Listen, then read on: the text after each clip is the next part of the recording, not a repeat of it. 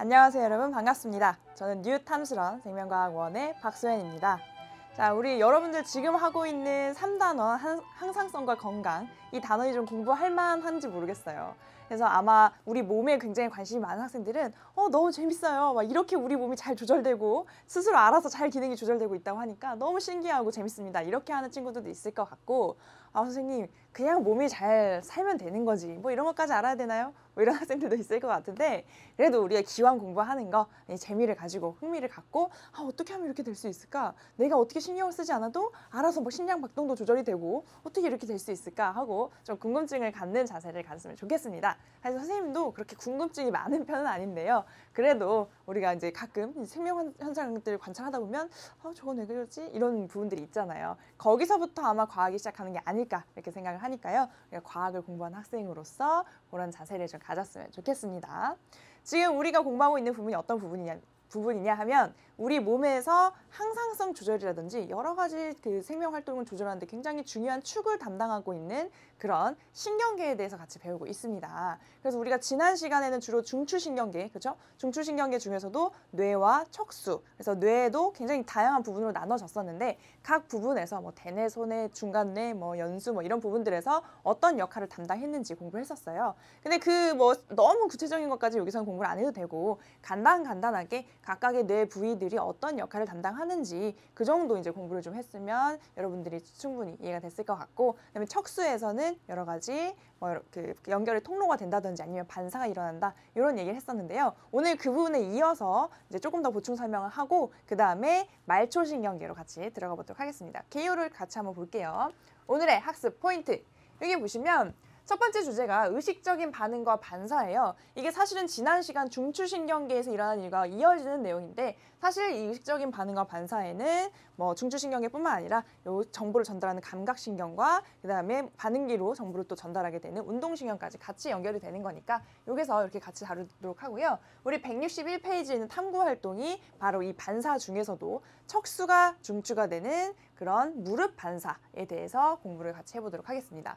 자, 그 다음에 공부할 내용은 바로 요 말초신경계죠. 선생님이 중추신경계와 말초신경계로 크게 나눠지는데 사실은 우리 출제의 포인트는 바로 이 말초신경계가 된다. 공부를 열심히 해야 된다. 이런 얘기를 했었습니다. 그래서 말초신경계는 크게 또 채성신경계와 자율신경계로 나뉘게 되고요. 이 자율신경계가 나중에 또 두 가지로 나눠지게 되니까 그 둘의 작용이 어떻게 굉장히 조화롭게 일어나는지 같이 공부를 해보도록 하고요. 그 다음에 우리 그 교재 마지막 부분에 있는 신경계 이상과 질환을 간단하게 한번 알아보는 시간을 갖도록 하겠습니다.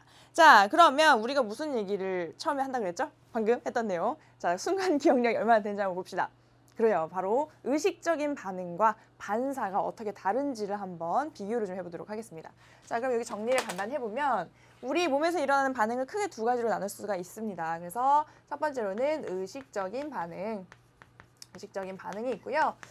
뭔가 그냥 요 명칭 자체에서도 느껴지죠? 뭔가 의식을 하고 일어나는 그런 반응들. 자, 그 다음에 크게 두 가지로 나눴을 때 나머지 하나는 뭐가 되냐면 바로 반사라고 할 수가 있습니다. 반사. 네, 여러분들 이제 친구가 나에게 나쁜 소리 했으면 반사 뭐 이런 거 아니고 이게 뭔가 반사작용이 일어나는 걸 얘기를 하는데요. 사실 반사도 크게 두 가지로 나눌 수가 있어요. 우리가 보통 반사라고 했을 때 떠올리게 되는 그런 나도 모르는 사이에 뭔가 작용이 일어나는 그런 것을 무조건 반사라고 얘기를 하고요. 무조건 반사. 무조건이야. 이렇게 반사가 일어나죠. 자, 그 다음에 다른 하나의 반사는 뭐가 있을까요? 무조건 반사 반대는? 그렇죠. 조건 반사가 있을 수 있겠죠. 조건 반사. 자, 각각에 대해서 간단하게 설명을 좀 해보겠습니다. 의식적인 반응이란 말 그대로 의식을 한다는 얘기예요. 누가 의식하는 거죠?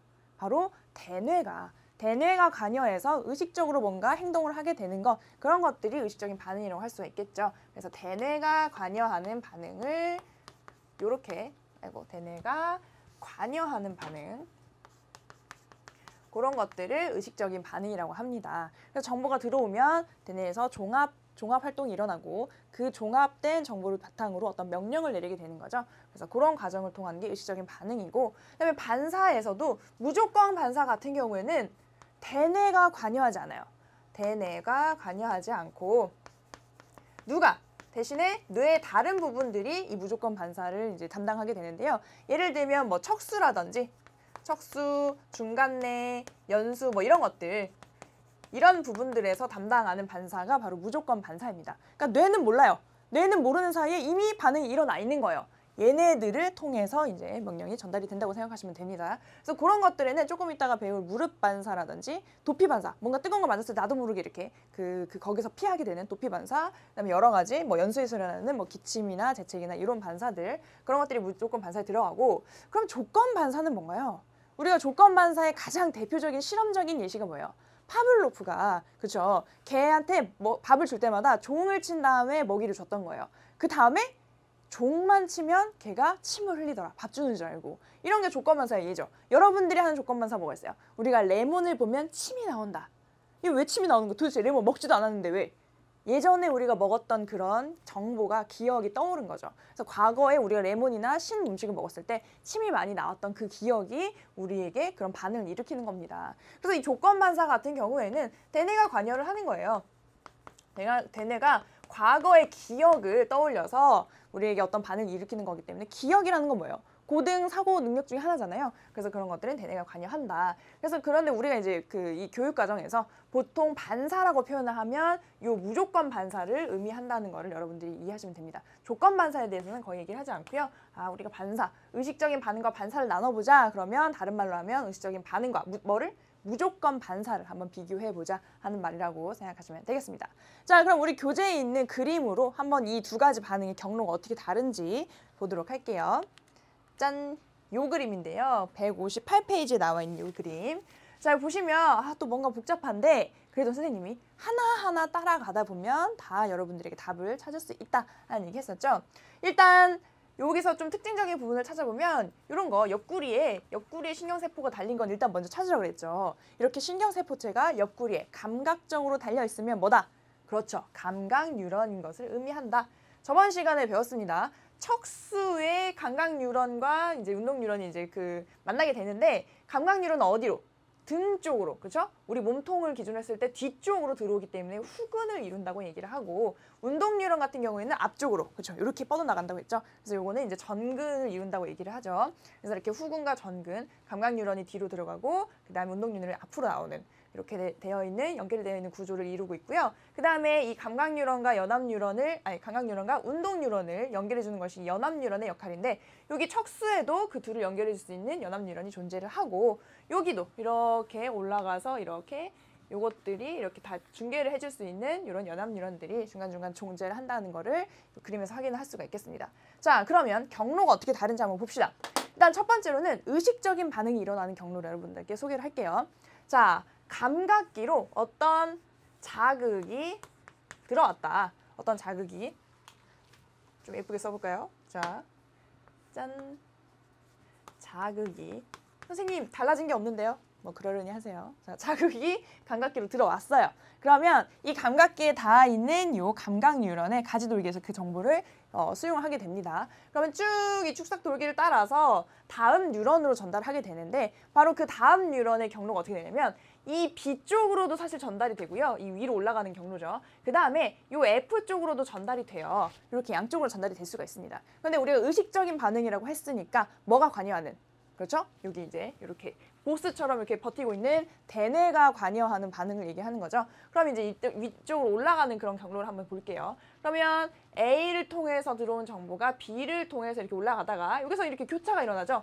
지금 이쪽에서 왔는데 이쪽으로 교차가 됐잖아요. 우리 지난 시간에 배웠습니다. 뇌 부분들 중에서 교차가 일어나는 부분 바로 어디였나요? 그렇죠. 이 부분은 주로 이제 연수라고 할 수가 있겠죠. 그래서 연수에서 이렇게 교차가 일어나서 여기 뇌에서 여러 가지 정보들을 종합해서 연합 뉴런이 결과적으로는 중계해서 명령을 내리게 되는 거죠. 자, 그럼 이렇게 해서 이제 방향을 보면 여기가 축삭돌기 말단, 그다음에 여기가 다시 뭐 신경세포체라든지 가지돌기가 되겠고, 쭉 또 축삭돌기를 따라서 축삭돌기 말단, 여기서 또 신경 전달 물질 나오겠죠.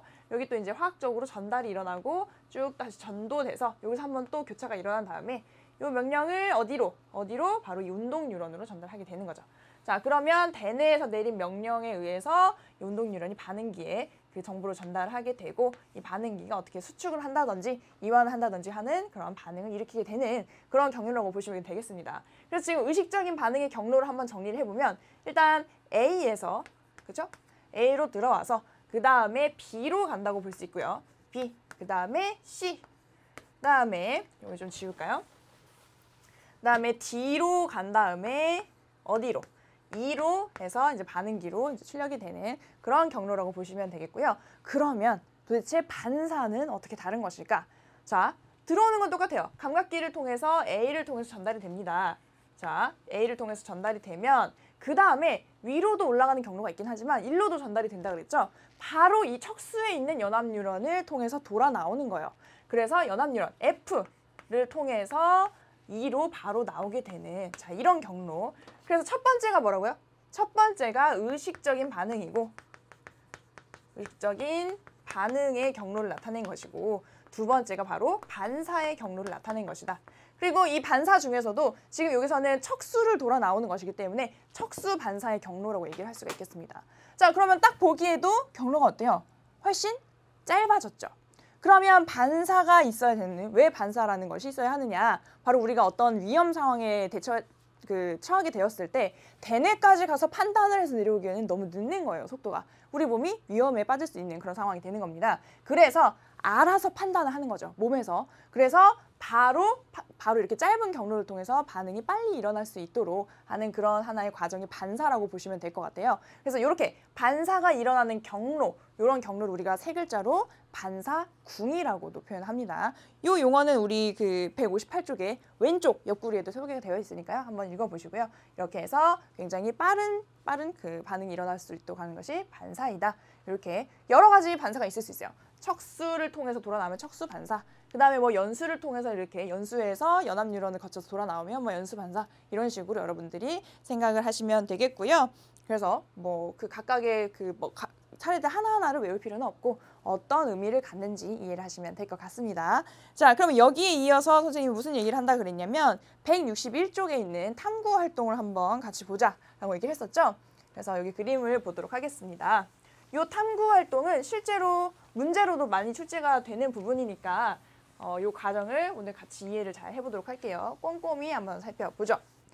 여기 보시면 그림이 굉장히 친절해요. 그래서 감각뉴런과 연합뉴런, 운동뉴런을 색깔로 나타냈습니다. 자, 감각뉴런 여기 보시면 여기 파란색으로 표현된 부분. 근데 만약에 색깔로 표시가 안 돼 있더라도 뭘 보면 이게 감각뉴런인 것을 알 수가 있을까요? 자, 힌트는 두 가지가 있죠.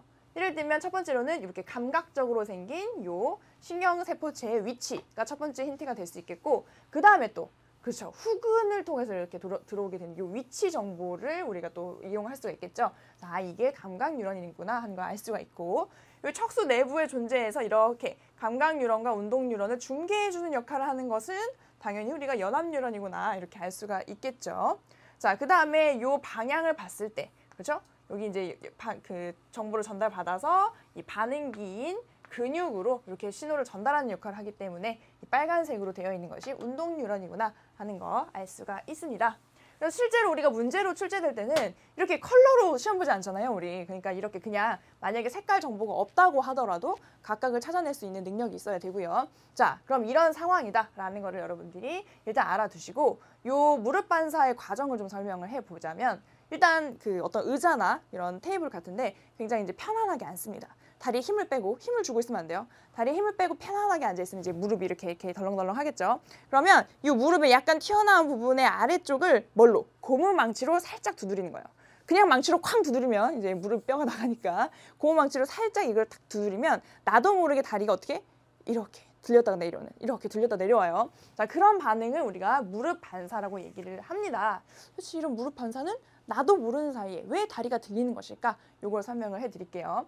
자, 첫 번째로 여기 무릎을 이렇게 고무망치로 치게 되는 거죠. 자, 그러면 어떤 일이 일어나냐면 여기 이렇게 근육이 연결이 되어 있는데요. 근육이 순간적으로 얘가 이제 치면서 눌린다고 생각하시면 근육이 살짝 늘어나겠죠. 순간적으로 살짝 늘어나요. 근데 우리 몸은 이 균형 감각을 유지하고 자세를 유지하기 위해서 우리 몸의 근육이 어디가 늘어나는지, 어디가 갑작스럽게 이제 신장되는지 그런 거를 감지해서 다시 원래 상태로 맞춰주는 그런 반사가 일어나는데, 얘가 갑자기 그 균형이 깨지고 살짝 늘어나는 거예요. 그러면 우리 몸에서 다시 원래대로 이렇게 좀 당겨라 하는 신호가 오게 되는 게 바로 무릎 반사라는 거죠. 자, 여기 봅시다. 여기 위에 이렇게 허벅지 쪽에 존재하는 요 근육이 대퇴근이라는 거예요. 사실 뭐 이런 명칭을 물어보는 문제는 나오지 않고요. 그냥 이게 대퇴근이구나 그렇게만 생각하시면 됩니다. 자, 대퇴근에 보시면 여기 이렇게 감각 뉴런이 이렇게 다 있죠. 그래서 이렇게 늘어났다는 그 정보를 이 감각 뉴런이 이렇게 입력하게 됩니다. 그래서 쭉 감각 뉴런을 통해서 이렇게 전달이 돼요. 근데 여기 보시면 경로가 두 개로 나뉘게 되는데요. 일단 첫 번째 경로, 이 굉장히 짧은 이 경로, 연합 뉴런을 거치지 않고 바로 운동 뉴런으로 지금 전달이 되죠. 그것은 바로 늘어났어. 그러면 땡겨. 이렇게 되는 거예요.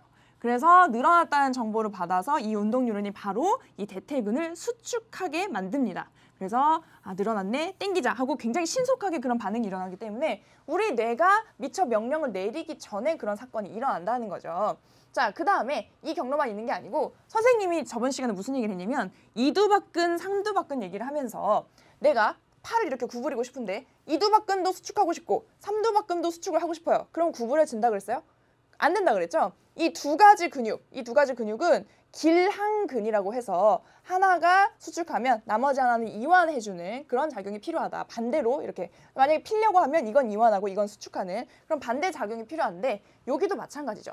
만약에 이게 수축한다. 그래서 얘가 이렇게 올라가고 싶은데 얘도 같이 수축을 해버리면 이도저도 안 되니까 얘가 수축할 때는 얘는 이완을 해줘야 됩니다. 그래서 이렇게 수축하는 경로가 하나 있고요. 대퇴근이 수축하는 경로. 그 다음에 이 정보를 받아서 연합 뉴런, 척수에 있는 연합 뉴런이 이렇게 중계를 해주면 이렇게 운동 뉴런을 따라서 이 밑에 아래쪽에 있는 오금근이 어떻게 돼요?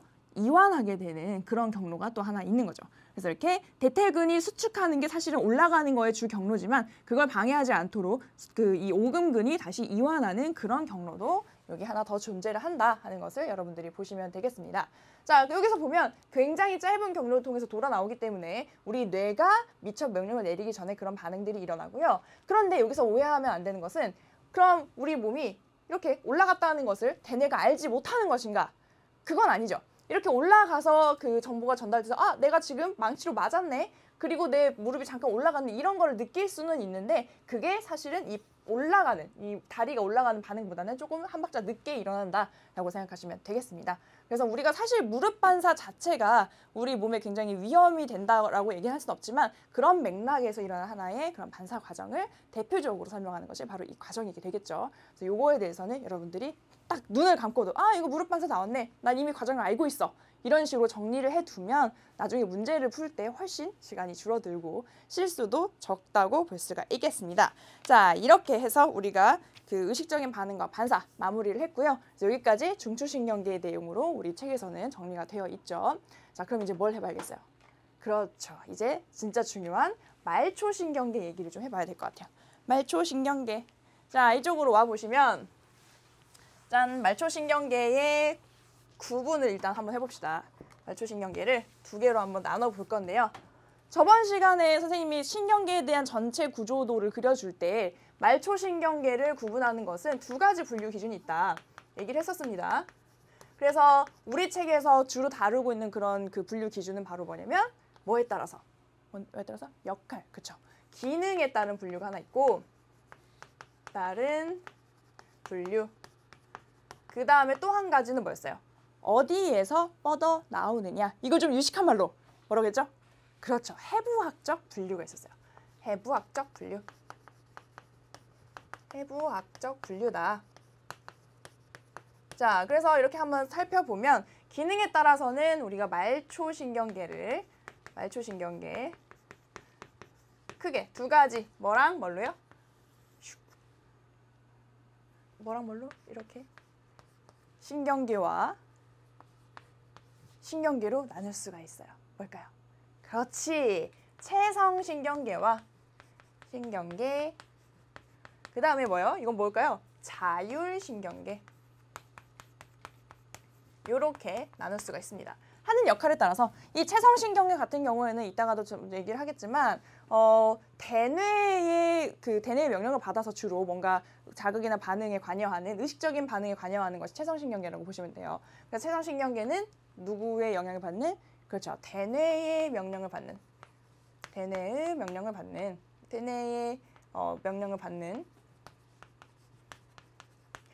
받아서 어떤 기능하게 되는 것이 바로 이 체성신경계다. 이렇게 보시면 되고요. 자율신경계 같은 경우에는 대뇌가 관여하지 않는 반응을 하는 거죠. 그죠? 얘네가 관여하지 않는 반응을 하게 되는 것이 자율신경계다. 그래서 자율이라는 의미가 대뇌가 없이, 대뇌의 관여 없이 우리 몸이 알아서 조절한다. 자율적으로 우리 몸의 상태를 조절하는 그런 작용에 관여하는 게 자율신경계였죠. 자, 근데 자율신경계는 또 나눠진다 그랬습니다. 한 단계 더. 그래서 한번 살펴보면 자율신경계의 두 가지 분류. 바로 교감신경. 그렇죠. 교감신경. 교감신경과 그 다음에 부교감신경. 교감신경과 부교감신경 이름이 붙여진 이런 그 유래에 대해서는 이따 그림을 보면서 같이 얘기를 하도록 할 거고요. 이 교감신경과 부교감신경은 하는 역할이 정반대라고 보시면 돼요. 그래서 어떤 교감신경 이쪽을 뭔가 어떤 기관의 기능을 촉진하면 부교감신경은 억제하거나 아니면 반대로 이렇게 작용하거나 그렇게 해서 서로 반대되는 역할을 하는 그런 부분들이 이 자율신경계라고 보시면 됩니다. 자, 이렇게 크게 한번 나눠보고 그 다음에 해부학적 분류를 한번 해볼게요. 해부학적 분류는 일단 말초신경계가 도대체 어디서부터 뻗어 나오는 애들이냐에 따라서 나누는 분류라고 얘기를 했죠. 그래서 크게 이렇게 두 개로 나눴었는데 우리 중추신경계 딱 두 개 있었잖아요. 그렇죠? 뇌와 척수 있었죠. 그래서 그 중추신경계 각각으로부터 나오는 애들을 우리가 구분해서 불러줬습니다. 그래서 첫 번째는 뭐예요? 그렇죠. 뇌로부터 뻗어 나오는 뇌신경. 그 다음에 척수로부터 뻗어 나오는 무슨 신경? 그렇죠. 척수신경.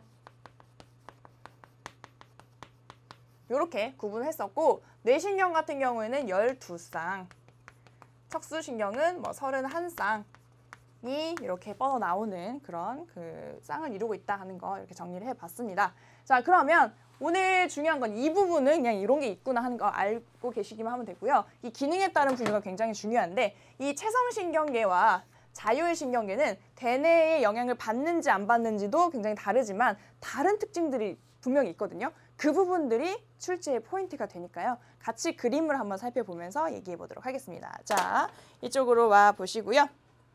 짠! 요 그림을 같이 볼게요. 요 그림은 일단 어떻게 구분이 되느냐?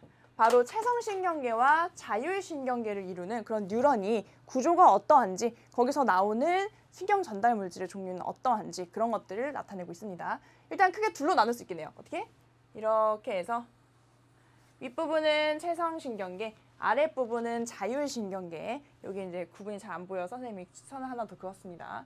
자, 이렇게 위아래로 크게 두 개로 나눌 수가 있겠어요. 윗부분은 이렇게 쭉 보시면 체성신경계에 속하는 뉴런들과 자율신경계에 속하는 뉴런들이 큰 차이점이 일단 하나 있습니다. 구조적으로. 어떤가요?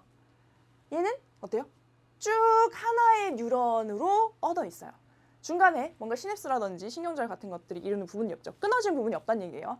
그래서 이렇게 하나의 뉴런이 쭉 중추신경까지 뻗어 있는, 그 다음에 여기 또 하나의 뉴런이 중추신경으로부터 뻗어 있는 이런 두 가지 뉴런의 그림을 보여주고 있고요. 자율신경계 같은 경우에 보시면 교감신경이든 부교감신경이든 어떻습니까? 여기 지금 이렇게 동그라미로 강조가 되어 있는데 여기서 하나의 시냅스라고 볼 수 있는 그런 신경절을 이루죠. 신경절.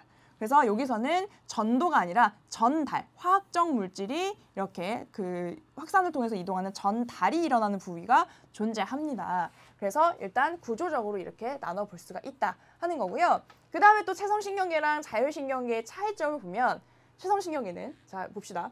이 감각신경 같은 경우에는 구심성 신경이에요? 아니면 원심성 신경이에요? 구심성과 원심성 중에. 자, 여기 이제 이쪽에 다 중추신경계가 있다고 생각하시면 돼요.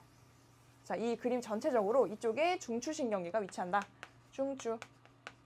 그랬을 때 중추신경계 쪽으로 뭔가 정보를 전달하는 역할을 하는 거죠. 이쪽으로, 그쵸? 그러면 가운데 중심 쪽으로 들어가는 거기 때문에 요거는 구심성 뉴런이라고 얘기를 할 수가 있고요. 선생님이 그 암기 팁을 줬었죠. 바로 이 기억과 기억을 매치시키면 감각신경은 구심성 뉴런이다. 이렇게 생각하면 된다고 했습니다. 자, 그럼 이 운동신경 같은 경우는 어때요? 이 중추신경으로부터 이렇게 정보가 이렇게 밖으로 나가는 쪽의 방향이기 때문에 멀어진다. 그럼 무슨 성 뉴런? 그렇죠. 원심성 뉴런이다. 원심성 뉴런이다. 이렇게 얘기를 했습니다. 자, 그래서 이건 어떻게 매치하라고요? 운동신경이니까 이응과 매치해서 운동신경, 원심성 뉴런 이렇게 얘기를 해주라고 했었죠. 근데 여기 밑에 보면 요거는 방향이 어떤 방향이에요?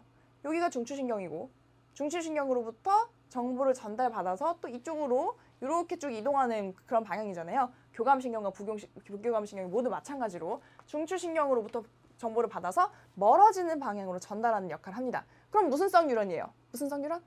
그렇죠. 이 원심성 뉴런이라고 볼 수가 있는 거죠. 원심성 뉴런이다. 근데 여러분들 헷갈릴 수 있어요. 선생님, 그럼 이건 기억인데요? 이건 비읍인데요? 뭐랑 연결시켜야 되나요?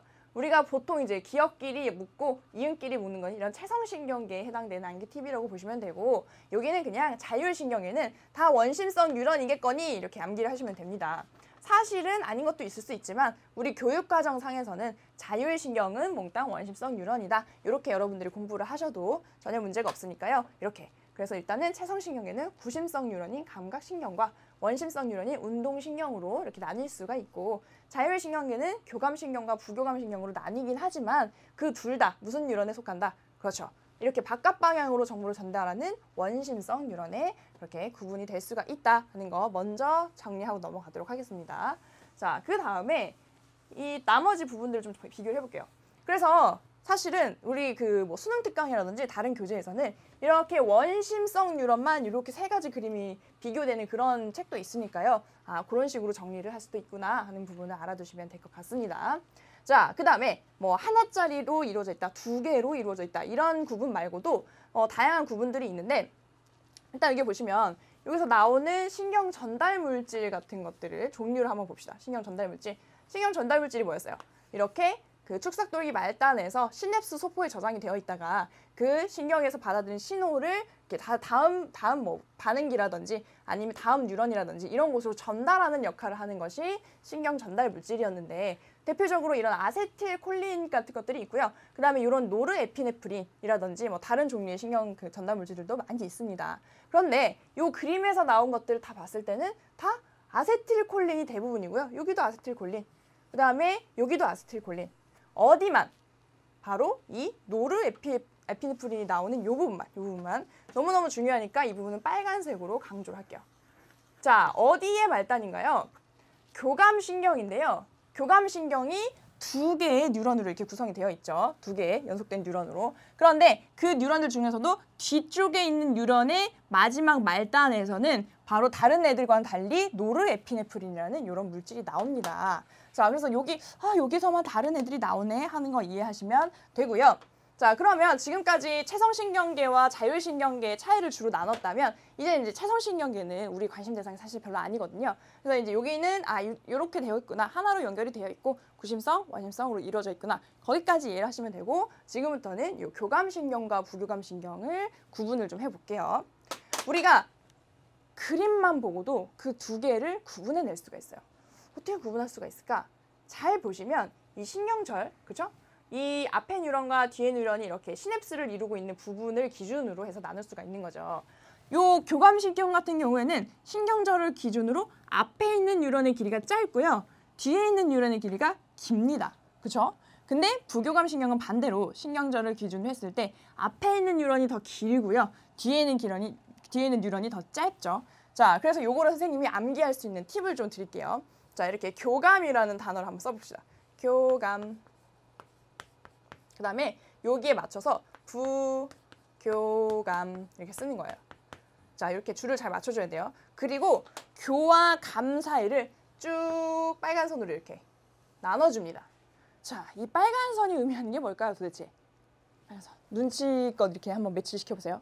그렇죠. 빨간 선이 위치하는 거는 바로 선생님이 신경절을 나타낸 거예요. 신경절의 위치를 나타냈을 때, 자, 보시면 신경절을 기준으로 이게 이제 요게 앞에 있는 뉴런이고 이게 뒤에 있는 뉴런이라고 생각하시면 됩니다. 그래서 그거를 부르는 명칭이 어떻게 되냐면 신경절 이전 뉴런, 그렇죠? 앞에 있는 거. 그다음에 신경절 이후 뉴런 이렇게 표현을 하거든요. 그래서 신경절 이전 뉴런의 길이가, 그렇죠? 얘는 받침도 있는데 얘는 받침이 없으니까 앞에가 더 짧죠. 그리고 뒤가 더 깁니다. 그런데 부교감신경 같은 경우는 요 두 글자잖아요. 그러니까 신경절 이전 뉴런의 길이가 더 길고 그 다음에 신경절 이후 뉴런의 길이가 더 짧습니다. 자, 그 다음에 교감신경은 끝에서 방출하는 물질이 뭐예요? 교감신경은 노르에피네프린이었다. 이게 굉장히 중요하고요. 굉장히 문제에서 많이 물어보고 있는 그런 주제가 되겠습니다. 교감신경과 부교감신경의 절전 뉴런, 신경절 이전 뉴런, 그다음에 신경절 이후 뉴런의 길이의 차이를 알고 있느냐. 그 다음에 이 말단 부위에서 나오는 신경 전달 물질의 종류를 알고 있느냐. 이거를 많이 물어보게 된다는 얘기죠. 자, 그럼 다시 이 그림으로 넘어와서요. 그럼 도대체 왜 여기서만 다른 물질을 분비하는 것일까? 자, 잘 보시면 다른 부분들에서는 똑같은 물질을 써도 아세틸콜린 뭐 다른 똑같은 물질을 써도 전혀 이제 헷갈릴 게 없는데 여기 이 반응기, 그렇죠? 여기서는 이 심장 근육이 되겠는데 이 심장 근육의 입장에서 봤을 때 자, 여러분들이 예를 들어서 그 야구를 하는 거예요. 그래서 야구 이제 투수와 이렇게 타자 간에 이렇게 사인을 주고 받잖아요. 그래서 내가 뭐 이렇게 하면 뭐 변화구고 뭐 어떻게 하면 뭐 직구고 강속구고 뭐 이런 거를 하는데 자, 이렇게 신호를 주는 거예요. 내가 이렇게 하면 내가 변화구를 던지는 거야. 이렇게 타자한테. 그리고 나서 내가 또 이렇게 하면 직구를 던지는 거야. 이게 뭐죠? 타자 입장에서. 그래서 나중에 투수가 이렇게 했어요. 그럼 이게 도대체 변화구야 뭐 직구야 모르겠잖아요. 그러니까 이 서로 간에 약속을 할 때는 어떤 약속을 할 때는 달리 뭔가 신호를 바꿔서 만들어줘야 되겠다는 얘기죠. 그래서 여기도 마찬가지예요. 이게 이 뉴런에서 전달하는 정보가 사실 하나의 약속인 거예요. 내가 너한테 신호를 주면 너는 빨리 뛰어야 돼. 심장 근육 막 이렇게 빨리빨리 뛰어야 돼. 그 다음에 이 부교감신경이 내가 너한테 신호를 주면 너는 천천히 뛰어도 돼. 이런 하나의 약속인 거거든요. 그런데 이 심장 근육한테 이렇게 전달해주는 신경 전달 물질 종류가 같아버리면 이 심장 근육이 이게 무슨 신호인지 알아들을 수가 없는 겁니다. 그래서 어떻게 하는 거예요?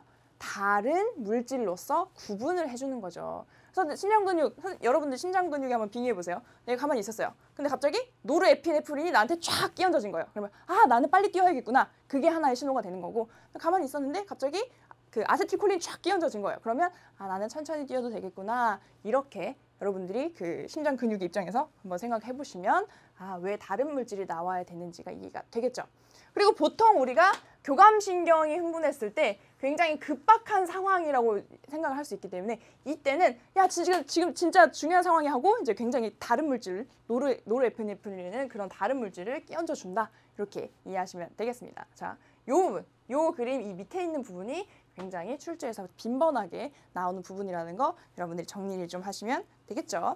자, 그러면 우리 책을 넘겨보시면요. 160쪽에 이 중에서도 교감신경과 부교감신경이 구체적으로 어떠한 기능을 우리 몸에 하게 되는지 그 부분에 대해서 정리가 되어 있습니다. 자, 그러면 그림을 보면서 같이 한번 보도록 할게요. 짠!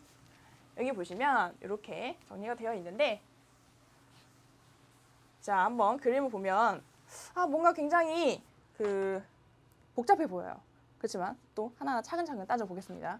여기 보면 뭐 2명의 중추신경계가 있는 게 아니고 이런 중추신경계의 부위별로 교감신경이 나오는 부분과 부교감신경이 나오는 부분이 달라서 그냥 양쪽에 이렇게 그려놓은 것이죠. 여기 그림 한번 볼게요. 교감신경 같은 경우에는 이렇게 중추신경계, 뇌와 척수가 있을 때 주로 어디서? 그렇죠. 척수에서도 중간 부분에서 이렇게 축축축축 나란히 이렇게 나오는 걸 볼 수가 있어요. 교감신경은 주로 척수의 중간 부분에서 이렇게 뻗어 나온다 하는 거 첫 번째로 보시고요. 부교감신경 같은 경우는 어디서? 여기 뭐 중간뇌라든지 아니면 연수라든지 뭐 이런 부분에 연수 뭐 이런 부분에서 뻗어 나오는 부분도 있고 그 다음에 척수 쭉 내려와서 척수의 끝부분, 그렇죠? 이 부분에서 나온다. 그러니까 약간 나오는 부분이 나눠져 있는 거죠. 얘는 중간, 얘는 거기를 피해서 위아래 이렇게 보시면 되겠습니다. 자, 그 다음에 교감신경 같은 경우에는 여기에 이상한 게 하나 있어요. 이건 제2의 척수인가요? 그건 아니고 여기 보면 교감신경절이라고 명칭이 붙어 있습니다. 교감신경절. 그러니까 우리가 앞선 그림에서 봤을 때 신경절을 이렇게 나타냈잖아요. 교감신경이 신경절을 기준으로 신경절 이전 뉴런, 신경절 이후 뉴런 이렇게 했었는데 교감신경 같은 경우에는 이렇게 신경절이 다 모여 있어요. 그러니까 이 부분에 굉장히 많은 시냅스가 형성이 된다는 거고 신경세포체가 이 교감신경절에서 굉장히 모여있는 모습을 볼 수가 있습니다. 그러니까 이게 무슨 얘기냐면 이쪽에서 한번 요 뉴런이 이쪽 다음 뉴런에 신호를 주면요. 여기가 다 연결되어 있는 거예요. 연결되어 있어서 그 이후의 과정들이 쫙 이렇게 확산되어서 이렇게 동시다발적으로 다음 이런 반응들이 일어나게 됩니다. 그래서 이름이 교감신경인 거예요.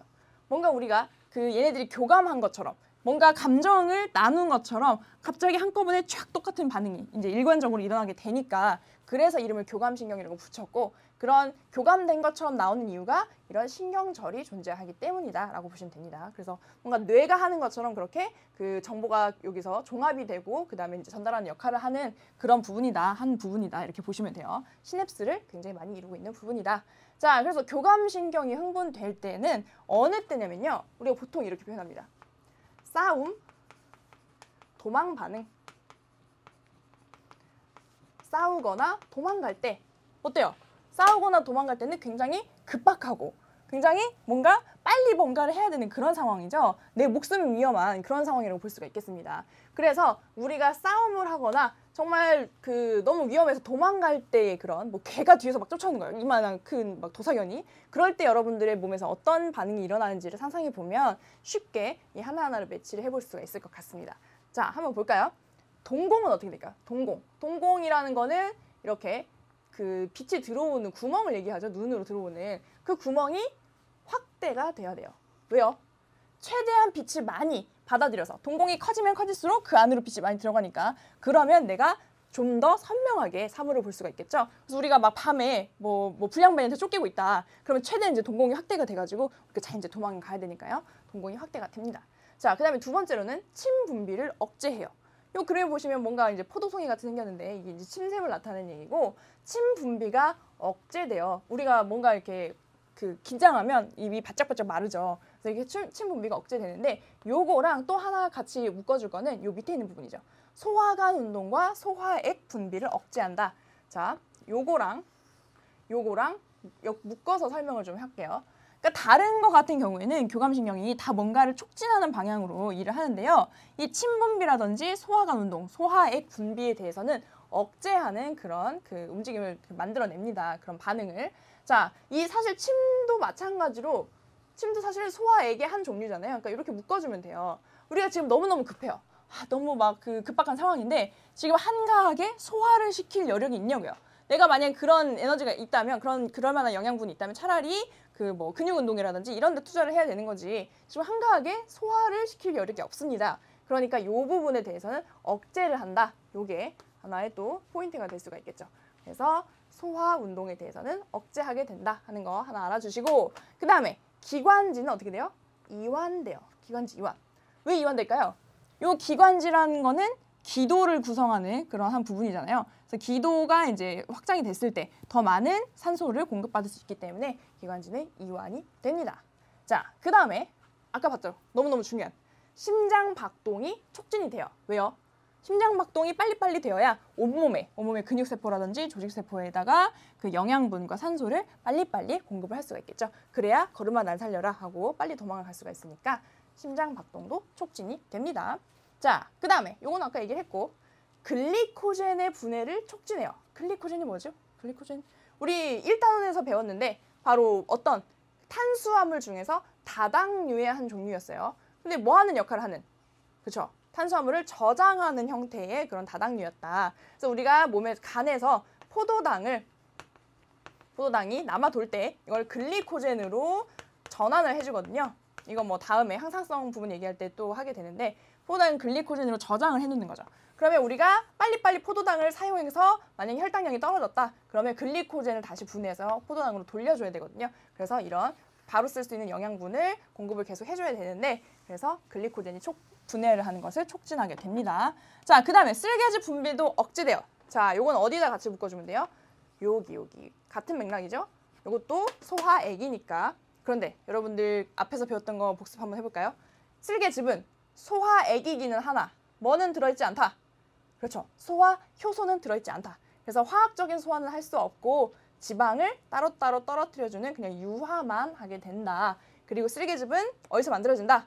바로 이 간에서 만들어지고 쓸개에서는 잠시 저장될 뿐이다 하는 거까지 같이 정리를 해보도록 하겠습니다.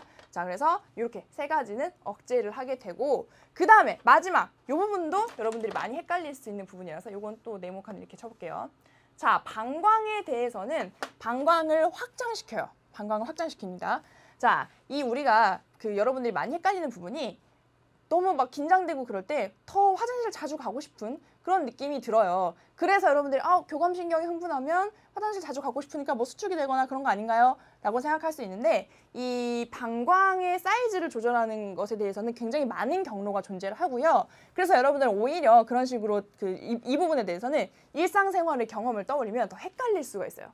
그래서 그냥 교감신경이 자극이 되면 방광이 확장된다. 그리고 요거를 여러분들이 그냥 우리가 그냥 도망갈 때 방광이 확장되어야 거기다 많이 저장을 해서 중간에 뭐 화장실 가거나 이런 일이 없겠구나라고 그냥 이해를 하시면 돼요. 더 다른 기작들이 있지만 여러분들이 그냥 여기서는 그럴 여력이 없으니까 방광이 확장되겠거니 그렇게 생각하시고 그렇게 이해를 하시면 됩니다.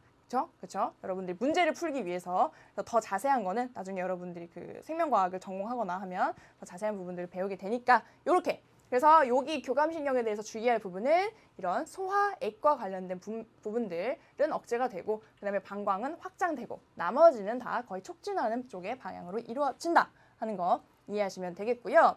그 다음에 여러분들 이 신경절 이후 뉴런들이 이런 그 기관에 작용을 할 때는 이 끝에서 무슨 물질이 나온다고 여러분들 공부를 했나요? 무슨 물질? 다? 그렇죠. 노르에피네프린이 여기다 분비가 되어서 그 물질이 나 교감신경이 주는 신호야 하고 그렇게 표시를 한다는 거 이해를 하시면 되겠습니다. 자, 그 다음에 부교감신경에 대해서 한번 볼게요. 부교감신경은 교감신경의 반대작용을 한다고 보시면 돼요. 반대작용. 그래서 얘네들이 한 거를 다 반대로 생각해 주시면 됩니다. 그래서 우리가 사실 교감신경에 대해서만 잘 파악을 해놓으면 부교감신경은 자연스럽게 따라온다 라고 생각을 할 수가 있겠죠. 자, 여기 보겠습니다. 자, 보면 동공을 축소하게 만들어요. 그렇죠? 우리가 지금 뭐 평온한 상태인데 이 부교감신경은 교감신경의 반대라 그랬으니까 평온한 상태를 의미하겠죠. 평온한 상태. 그래서 지금 딱히 뭐 그런 위급한 상황이 아닌 거예요. 그럴 때는 동공은 또 축소가 되고요. 그 다음에 여기서는 오히려 이 소화와 관련된 작용이 촉진이 됩니다. 소화와 관련된 작용들. 이렇게 세 가지 침분비, 소화관 운동, 소화액 분비 촉진과 쓸개주 분비 촉진이 된다 하는 거 반대다 이렇게 알아두시고요.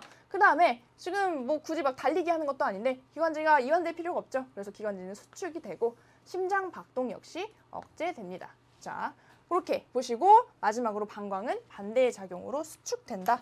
이렇게 이해를 하시면 되겠죠. 수축된다.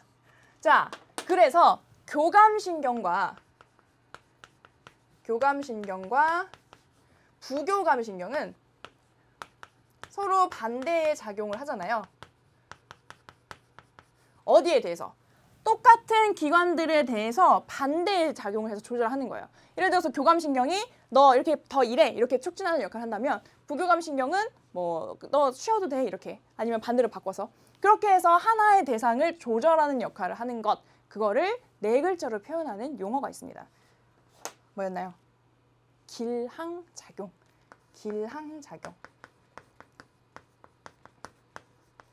길항작용을 한다. 이렇게 표현하게 되는 거죠. 같은 하나의 대상에 대해서 이렇게 그리면 같은 하나의 대상에 대해서 한쪽은 촉진하는 역할, 한쪽은 억제하는 역할. 엑셀과 브레이크를 잡아가면서 이 대상의 기능을 조절하는 얼마만큼의 역할을 할 것인지 조절하게 되는 그런 작용이 바로 길항작용이다. 우리 앞서서 길항이라는 용어 선생님이 한번 정리를 해서 소개를 한 적이 있어요. 언제였나요? 우리 조금 전에도 얘기를 했었는데 이두박근, 삼두박근 얘기할 때 이 두 가지의 근육은 어떤 근이다. 대항근이라고도 얘기를 하고 길항근이라고도 얘기를 한다. 이 하나의 이런 대상, 팔이라는 것이 수축하고 이완하는 것을 같이 조절하는 반대로 얘가 수축하면 얘는 이완하고 그 다음에 얘가 이완하면 얘는 수축하고 이렇게 반대로 작용하는 것 그걸 길항근이라고 했는데 여기서도 그 용어를 사용을 하는 거죠. 그래서 길항작용을 한다. 이렇게 보시면 되겠습니다. 나중에 길항작용의 예시로는 교감신경과 부교감신경 외에도 다른 부분에 대해서도 얘기를 할 수가 있으니까요. 이 용어 꼭 알아두시고 자, 그러면 방금 했던 내용들을 간단하게 한번 정리를 해볼게요. 여러분들 그 책에 보시면 160조. 자, 동공. 저 그림은 없애는 게 여러분들이 복습하는 데 그 도움이 되겠죠? 그래서 이쪽은 지우고 여러분들 표에 있는 거를 선생님이 하나하나 이렇게 물어볼 때 보지 말고 기억을 떠올려서 대답을 좀 해봤으면 좋겠습니다. 지금 복습의 타임이라고 생각하시고요. 동공 침분비, 그 다음에 소화액 분비, 액의 분비, 그 다음이 심장 박동, 그 다음이 기관지, 그 다음에 혈압, 혈당량, 방광, 혈당량, 방광. 많죠? 많죠. 자, 이렇게 여러 가지 그 요소들이 존재를 하고, 그 다음에 교감신경이 흥분했을 때와 부교감신경이 흥분을 했을 때, 다른 말로 표현하면 이 하나하나의 각각의 기관들의 노르에피네프린이 가해졌을 때와 네프린, 그 다음에 또 부교감신경은 뭐예요? 그렇죠. 아세틸콜린이 가해졌을 때, 린이 가해졌을 때 반응이 어떻게 달라지는지를 한번 정리를 해봅시다. 자, 교감신경이 그 흥분을 하면 동공은 어떻게 돼요? 동공은 확대된다. 확장. 그다음에 부교감신경은 축소. 그렇죠. 동공이 커지고 작아지고. 그다음에 침분비는 교감신경. 지금 그런 거 할 때가 아니죠. 그래서 억제합니다. 억제. 그다음에 또 뭐 억제해야 돼요? 소화액 분비도 억제. 억제. 자, 이렇게 정리하고 요건 반대죠. 지금은 평화로울 때니까 소화를 촉진해야겠죠. 그래서 부교감신경이 흥분하면 요거는 촉진이 된다. 촉진. 자, 그다음 심장박동은 어떻게 돼요? 교감신경 흥분하면 그렇죠. 요거는 촉진된다. 촉진. 그 다음에 부교감신경은 억제. 그렇죠. 반대작용이다. 그 다음에 기관지는 어떻게 돼요? 지금 막 급한 상황이면 산소 공급을 충분히 해줘야 되고, 그러면 기관지가 확장된다. 뭐 이완이라고 아까 봤던 표현을 쓸까요? 이완. 그 다음에 부교감신경이 흥분하면 반대. 그렇죠. 수축되겠죠. 수축. 수축. 자, 그 다음에 혈압은 어떻습니까? 교감신경이 이렇게 심장 박동이 이렇게 빨라지고요. 그렇게 되면 이게 아무래도 같은 그 시간 동안 분출되는 혈액의 양도 달라지게 되고 혈압은 상승한다고 볼 수 있어요. 그래서 혈압은 상승하게 된다. 그 다음에 부교감신경일 때는 혈압이 하강한다. 혈당량은요? 혈당량. 아까 글리코젠을 포도당으로 분해하는 반응이 일어났었죠? 그래서 교감신경 흥분되면 혈당량은 상승한다. 그래야 그 영양분을 바탕으로 세포호흡을 통해서 빨리빨리 에너지 공급해서 근육이 나를 살려줄 수 있게 이렇게 운동을 하게 되겠죠. 자, 그 다음에 부교감신경이 흥분하면 반대니까 하강한다. 그렇죠? 그 다음에 방광 같은 경우에는 교감신경이 흥분되면 어떻게 된다고요? 이완된다. 이완된다. 이완. 그 다음에 부교감신경이 흥분하게 되면 방광은 수축하게 된다. 요렇게 여러분들이 그냥 이런 빈칸 표가 주어졌을 때 그거를 다 채워서 정리할 수 있는 그런 수준이 되면 돼요. 뭐 이거 하나하나의 그 항목을 외울 필요는 없고 항목이 주어졌을 때 그때 표를 채울 수만 있으면 상관이 없다. 만약에 이 용어들은 조금 더 바꿀 수도 있어요. 뭐 억제를 뭐 저하시킨다 뭐 이렇게 표현해도 되고 그 의미만 맞으면 되니까요. 여러분들이 뭐 이 용어 하나하나에 신경 쓰지 마시고 이렇게 정리를 하시면 되겠습니다. 자, 그럼 진짜 마지막으로 160쪽에 보시면 심화학습으로 신경계 이상에 대해서 소개가 되어 있는데요. 거기는 크게 중요한 내용은 없고 그냥 중추신경계 이상이 생긴 질병, 거기 보면 파킨슨병과 알츠하이머병을 소개를 하고 있고 그 다음에 말초신경계가 이상이 생긴 거, 거기 뭐가 나와 있어요? 루게리병이라든지 레프선병 이런 것들이 소개가 되어 있잖아요. 그러면 중추신경에 이상이 생겼을 때랑 말초신경에 이상이 생겼을 때랑 어떤 부분에서 좀 다른지 여러분들이 그걸 읽어보면서 한 번씩 그 정리해보면 괜찮을 것 같습니다. 사실 문제로는 별로 출제되지 않는 부분이니까 그냥 상식으로 알아두시면 되겠죠. 자, 이렇게 해서 오늘 여러분들과 신경계에 대해서는 마무리를 해봤고요. 다음 시간에 같이 문제를 풀어봐야겠죠. 근데 문제가 생각보다 쉽지 않을 수 있으니까 오늘까지 했던 내용 꼼꼼히 확인을 하시고 그 다음에 어떻게 하고요? 오늘까지 배운 내용은 수강후기 게시판에 여러분들이 그 공부한 것을 이렇게 올려주시고 이렇게 타이핑 해가지고 올려주시면 되고 그 다음에 문제 풀고 나서 선생님과 강의로 만나도록 하겠습니다. 자, 그러면 여러분들 오늘 수고 많이 하셨고요. 다음 시간에 문제풀이 강의로 선생님과 다시 만나도록 하죠. 고생 많이 하셨습니다.